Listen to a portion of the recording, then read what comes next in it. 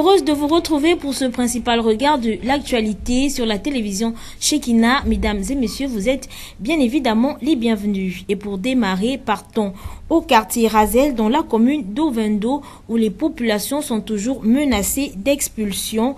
Une affaire faisant couler beaucoup d'encre et de salive entre ces populations et le dénommé Chico. Un reportage de Frembiyogo Edzo et de Fleury à Seondo.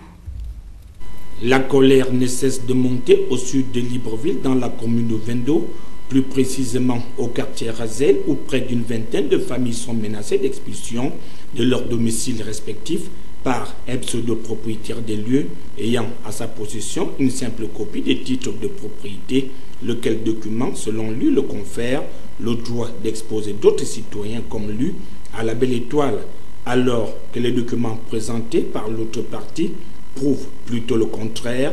Ces images prises très tôt ce matin par un caméraman amateur et distribuées sur la toile dévoilent la préparation du commando chargé d'expulser ces familles gabonaises. Aussitôt alertés sur la menace qui pesait sur leur domicile, les habitants du dit quartier ont ainsi érigé les barricades sur l'axe routier CHU de Vendo, Razel, causant par-dessus tout les embouteillages et des attroupements. Quant au commando, sa mission sera renvoyée ultérieurement. Il faut se méfier souvent des personnes qui jouent dans l'humilité, qui dans la simplicité. Ça fait déjà près de 3-4 fois que des familles de Razel n'arrivent pas à dormir, ne dorment pas bien. Dès que tu bouges un peu, l'image que tu as, c'est directement qu'on est en train de te casser. Donc il ne faudrait pas qu'ils poussent les gens à bout. Et il faut aussi savoir qu'on n'a pas peur des policiers ou on n'a pas peur des gendarmes, puisque nous sommes dans nos droits. Nous ne sommes pas dans un conflit politique. Ici, il ne concerne pas l'opposition qui se bat contre la majorité ou la majorité qui se bat contre l'opposition. C'est des Gabonais qui défendent leurs droits, qui défendent leurs habitations, qui ont construit quelque part. Donc si M. Chico se reconnaît propriétaire, être le propriétaire de ces lieux, qui viennent dédommager les personnes qui habitent ici et qu'on libère son terrain. Mais s'il veut faire la force, comme on dit, affaire à bandit, c'est règle en bandit. Nous sommes prêts. S'il vient encore avec ces gendarmes ou il vient encore avec des policiers, nous sommes prêts à les recevoir. Mais s'ils viennent de manière pacifique, nous les recevons aussi de manière pacifique. Voilà. Et il y a des agents, justement, il y a des agents dans le quartier. Donc s'ils amènent des agents, qu'ils sachent qu'il y a des agents aussi dans le quartier qui vont les recevoir. Donc ce que nous voulons, c'est que M. Chico fasse les choses de manière légale, juste et en règle. Voilà. Le pire est à craindre si on n'y prend pas garde dans les heures qui suivent, car près de 90% des victimes officient au sein des différentes unités de défense de la place. Nos parents sont venus dans les années 80. Ils ont remblayé, ils ont construit. C'était d'abord une affaire de Jeannot. Jeannot à Mabiala, Mabiala à Chico. Nous, on n'a pas de problème. Chico dit avoir le titre foncier. S'il a un titre foncier, il n'y a pas de problème. Qui nous le montre et nous dédommage, nous partons. Mais jusqu'à présent, Chico apparemment use de manipulation au niveau de la gendarmerie, des forces de l'ordre pour venir nous déguerpir. Et c'est la raison pour laquelle nous sommes toujours là. Ce matin, depuis hier, ça fait près d'une semaine, nous ne dormons plus. Nos parents sont malades. Les gens se réveillent aux environs de 3h, 4h parce qu'ils menacent de venir vers les 5h, les 6h pour casser. Donc nous sommes confrontés à cette situation. Et nous interpellons le président, le ministre de l'Habitat, face à cette situation parce que nous ne comprenons pas. Un Gabonais peut partir faire une force pareille au Bénin ou aller chasser des Béninois de chez eux. Parce que ce n'est pas possible qu'on puisse venir menacer des Gabonais. Nous avons pris les terres de façon légale et on vient nous dire que nous sommes des squatteurs. Moi, je n'arrive pas à comprendre. Une énième tentative d'expulsion avortée, qu'en sera-t-il au cours des prochaines heures, chacune des parties cherchant à tirer profit? Et dans la même lignée, l'homme avec qui est survenu ce bras de fer présente une décision de 2003, soit plusieurs années. Après, écoutons un des riverains menacé d'expulsion au micro de Frembiyogo Edzo. En ce moment, on a aussi pris notre avocat, il a saisi le tribunal administratif. Et non seulement pour vous montrer encore que Chico est dans le faux, c'est qu'il vient avec une décision de 2003. Or, la décision, le droit dit qu'il devait relancer la décision la même année, mais il vient 11 ans après, il se réveille de cette décision pour venir déguerpir des Gabonais. Donc non seulement la requête est sortie, C'est la raison pour laquelle on a montré la requête aux policiers. Ils ont replié et les gendarmes ne sont même pas venus. Mais Chico s'entête toujours, même à contourner la loi. On ne le dira jamais assez, les artères de la capitale gabonaise sont dans un piteux état. Aucun quartier, encore moins aucune commune n'est épargnée de cette gangrène. L'amertume est à son comble auprès des citoyens. Un constat mené ici par Inès Ngunga Mombo. Des hautes herbes, routes presque inexistantes, on se croirait sur la piste d'Exapatan, précisément au jeu de Fort Boyard. Mais hélas, nous sommes bel et bien dans la commune de Vendo, en l'ancienne route de la cité Octra. Une voie qui, de jour comme de nuit, est en proie à une insécurité galopante parce que devenue un repère de brigands. Pour y accéder pendant la saison de pluie, il faut s'armer de 2 paires de chaussures à cause du mauvais état de cette artère. Même son de cloche pour les voies secondaires de la commune de Libreville qui sont abandonnées à elles-mêmes, malgré les multiples appels lancés par les compatriotes qui ne savent plus à quel sens se vouer, quand bien même le chef de l'exécutif avait dit, je cite, « Je ne serai heureux que lorsque les Gabonais seront heureux ». Une parole qui est qualifiée aujourd'hui comme un appât lors des joutes électorales, un véritable désarroi à n'en point finir. Les difficultés se multiplient et s'accentuent au point où l'on s'interroge sur ce que l'on aurait fait de mal au Dieu créateur pour subir ce sort. Seules les autorités compétentes sont habilitées à nous répondre. Il serait temps que les pouvoirs publics mettent tout en œuvre pour réhabiliter ces voies secondaires afin de décongestionner les artères principales des embouteillages monstres souvent observés et soulager un tant soit peu le quotidien des usagers. Entre-temps, à Port-Gentil, l'association Vision Tchongo a procédé à diverses activités de nettoyage, notamment dans les quartiers les plus insalubres de la capitale économique. Reportage. Les produits de la mer, entre autres les crustacés, très prisés par les populations port-gentillaises, sont toutefois inaccessibles aux citoyens moyens. Cela du fait des prix parfois exorbitants, pratiqués en grande surface, mais surtout par les mirailleurs. Pour les seconds cités, ces derniers disent être en quête de bénéfices qui, selon eux, seraient susceptibles de combler leurs dépenses, mais aussi les efforts consentis dans la pratique de leur activité. Les prix pratiqués à la tête du client démontrent la cacophonie dans laquelle sont écoulées ces ressources halieutiques. Devant cette situation, l'on s'interroge s'il existe une mercuriale. Malheureusement, il n'existe pas de mercurial par rapport aux crustacés, mais simplement ces gens-là ont l'obligation d'afficher leur prix, donc d'annoncer leur prix à l'avance, de telle sorte que le produit ne soit pas vendu à la tête du client. C'est ce que nous appelons la spéculation dans notre jargon. Il faut éviter de spéculer, donc de vendre en fonction de la personne qu'on a devant soi, pour que le client paie au juste prix et qu'il ait une certaine satisfaction en payant.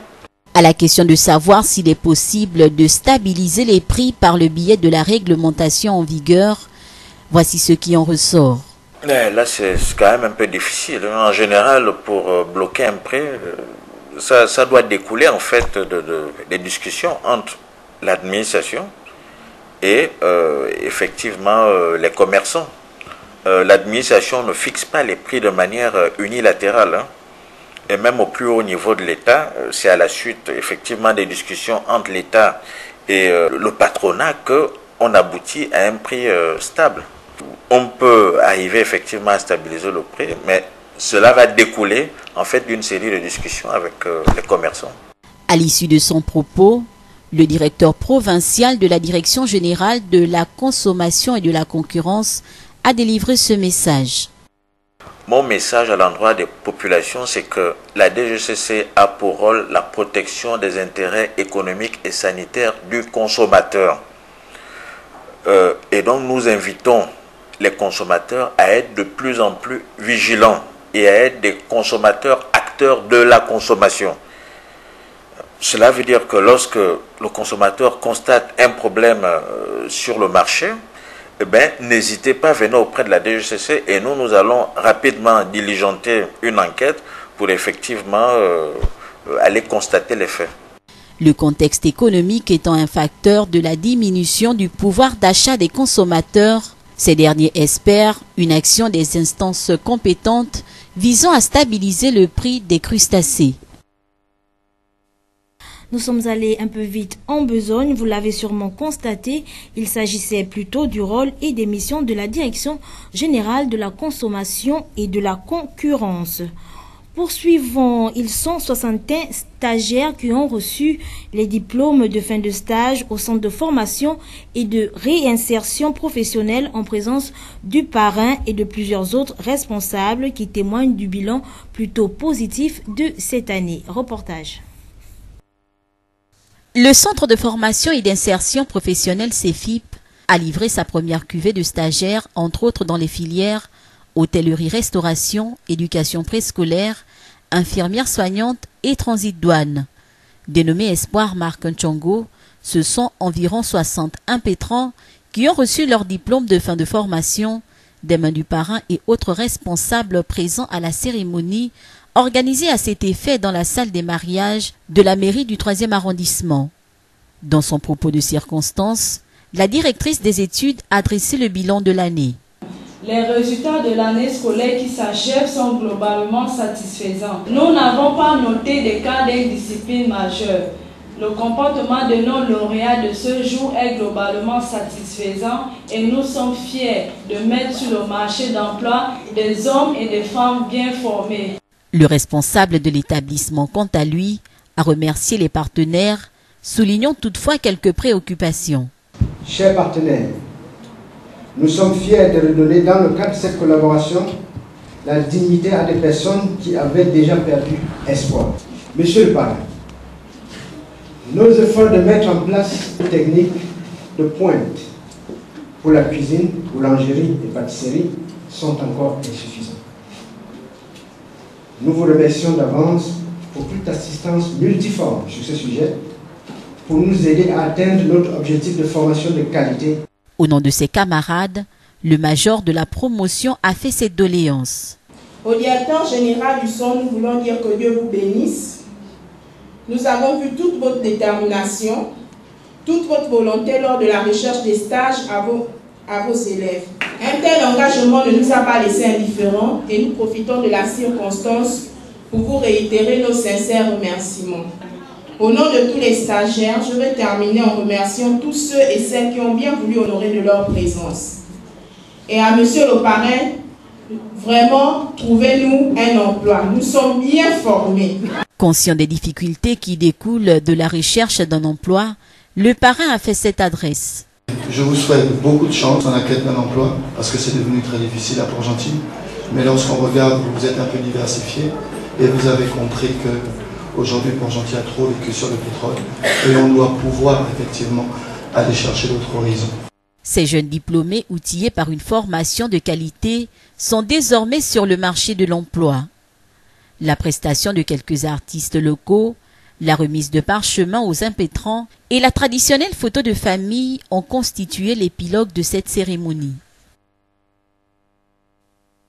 Les femmes plus déterminées que jamais ont décidé de prendre leur destin en main et de se faire entendre, c'est du moins ce qui ressort de la récente conférence sur le leadership féminin et ont vu la participation de près de 250 femmes de tous les secteurs confondus. Reportage. Plusieurs dizaines de responsables d'entreprises, d'associations et de mouvements réunis à la faveur de la première édition de la conférence nationale du leadership féminin ont promis d'imposer une meilleure représentativité des femmes dans tous les domaines d'activité au Gabon. Ces femmes disent désormais se comporter comme des gendarmes parce que se sentant mises à l'écart et pas assez intégrées dans le processus de développement du pays. Or, assurent-elles qu'elles ont aussi des choses à faire valoir et à offrir pour permettre au pays d'atteindre ses objectifs. Aujourd'hui, on pense à la femme. Si déjà on peut avoir des conférences comme ça, c'est qu'aujourd'hui la femme est reconnue. Nous sommes la colonne vertébrale de ce pays. Nous sommes d'abord les mamans dans nos maisons et nous sommes des leaders. Aujourd'hui, j'ai un groupe d'associations où on est en train de vouloir investir une sénatrice dans notre groupe. Aujourd'hui, j'ai un groupe de femmes qui plantent les carottes qui venaient d'ailleurs. Nous-mêmes, on les plante en ce moment-là. le piment, la tomate, nous-mêmes on plante. La laitue, ce qu'on appelle la salade, nous-mêmes on connaît planter ça. Donc c'est grâce à l'initiative des femmes émancipées.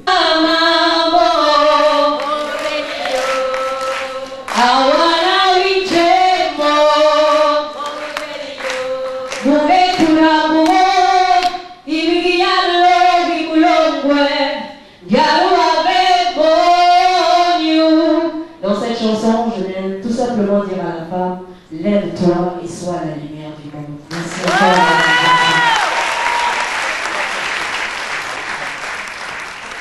Au terme des échanges ayant duré 3 jours dans la capitale gabonaise, en découle l'incubateur citoyen baptisé Politica. Celui-ci aura pour mission d'outiller les femmes aux questions de gestion de la cité grâce à la formation de ses membres.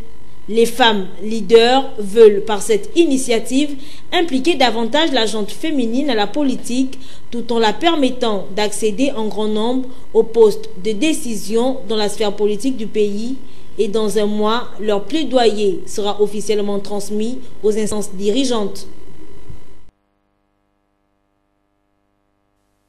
La C747 au chevet des jeunes et des femmes, après avoir été un acteur clé dans l'enrôlement des jeunes à la zone économique spéciale Nkok, elle offre à nouveau des opportunités d'emploi aux jeunes gabonais et gabonaises avec ou sans qualification. Retrouvons Arnaud Mbabokoung dans ce reportage.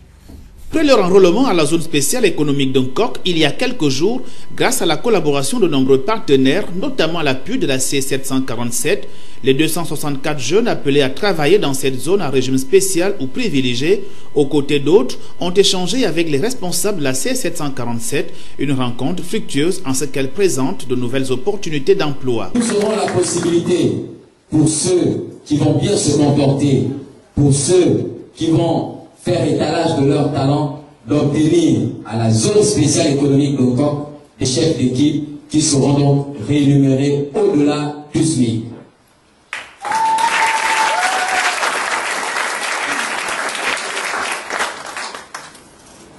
Aujourd'hui, nous devons désormais faire abstraction aux appartenances et faire place à la compétence.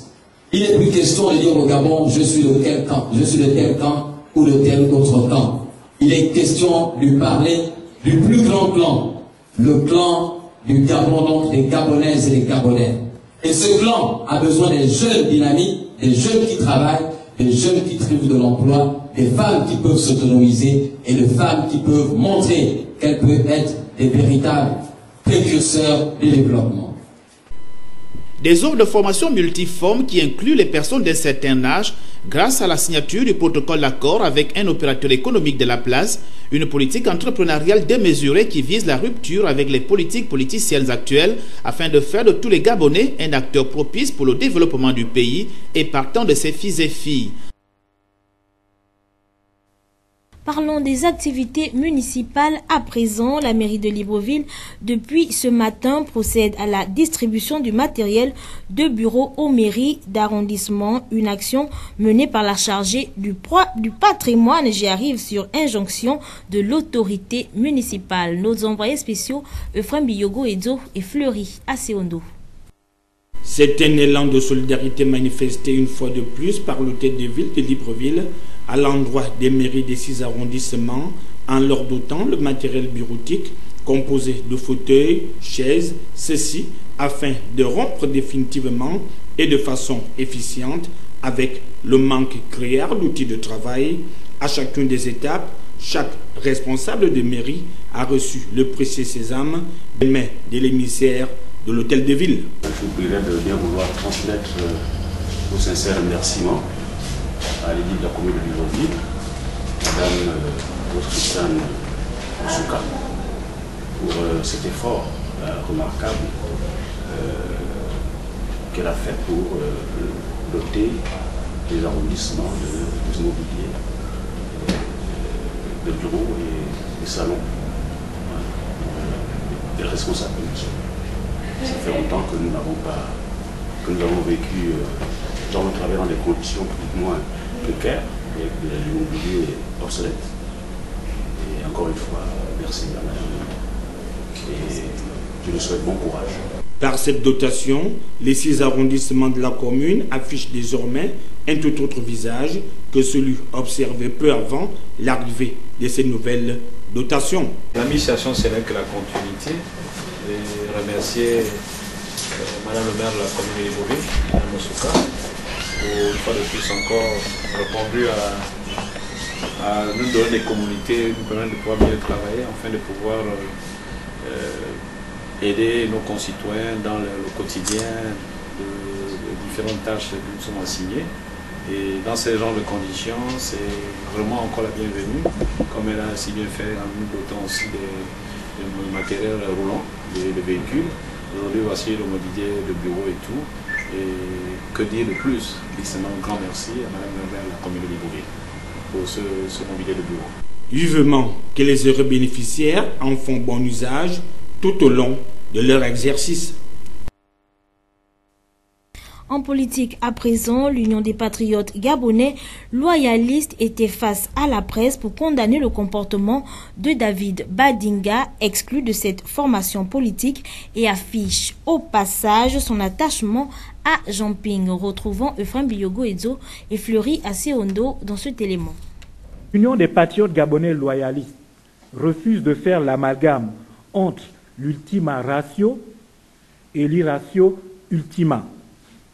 Le dernier argument raisonnable avec le dernier argument stupide. Nous condamnons par conséquent toute tentative de contorsion diplomatique, de diversion et autres impostures qui tuent la démocratie et visent à opérer une OPA hostile sur la victoire historique de notre peuple, puisqu'en réalité, c'est bien de ça qu'il s'agit.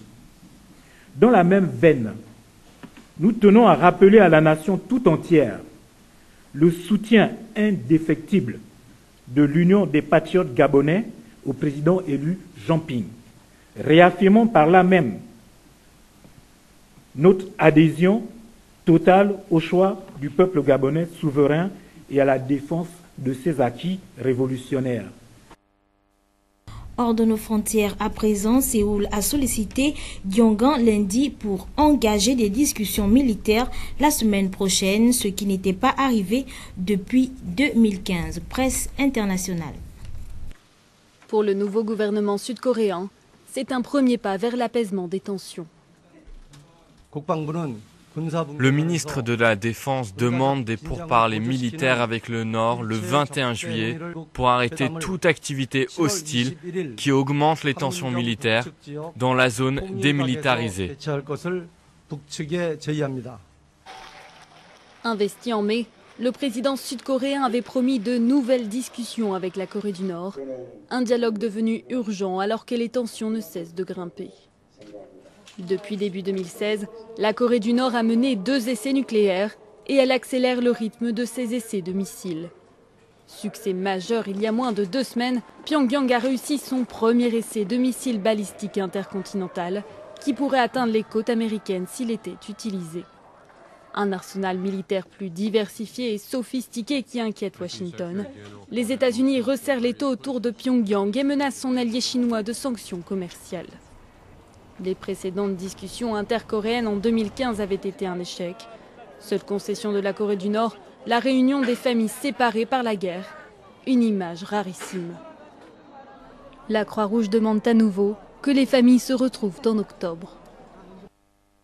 L'opposition vénézuélienne a appelé à une grève générale de 24 heures, accentuant sa pression sur le président Nicolás Maduro au lendemain d'un référendum informel contre le régime marqué par une participation massive. Presse internationale. La mobilisation a été massive, mais l'opposition vénézuélienne veut aller encore plus loin. 7 millions de personnes se sont déplacées dimanche pour une consultation symbolique contre le projet de Nicolás Maduro. Le président veut refonder la Constitution pour reprendre la main après des mois de contestation dans la rue. Mais l'opposition entend bien surfer sur ce succès et amplifier le mouvement.